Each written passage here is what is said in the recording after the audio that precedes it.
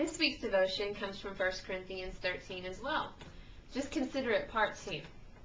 Last time we talked about Carl Rogers' idea of unconditional positive regard in the context of God's unconditional love.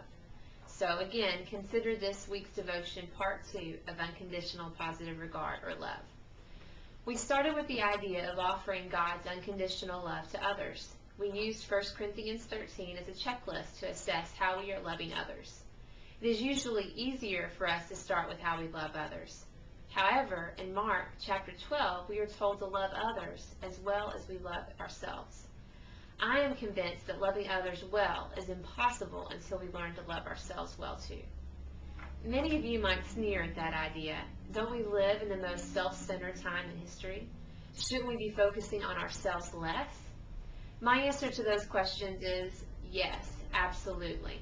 We'll talk more about being self-centered in a later devotion, but for now I want you to consider that in order to be self-giving to others, we must first have a self to give.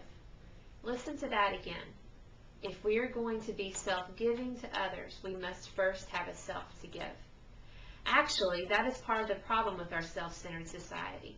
So many people are empty. They have no self. So they are constantly filling their self up with nothing that can satisfy. We know that God's love is the living water, and when we drink from it, we will never thirst. When we are filled with God's love, we can love others in return.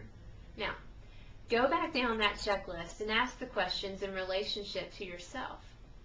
They don't all work, but some of them do. For example, how patient are you with yourself? When you make a mistake, do you give yourself grace, or are you hard on yourself? You show me a perfectionist who is hard on others, and I will guess that that person is 10 times as hard on themselves. Counseling is very, very hard work. You hear about a lot.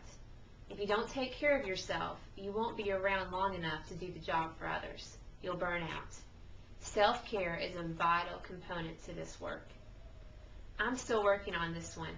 Join with me and ask God to help you be good to yourself this week.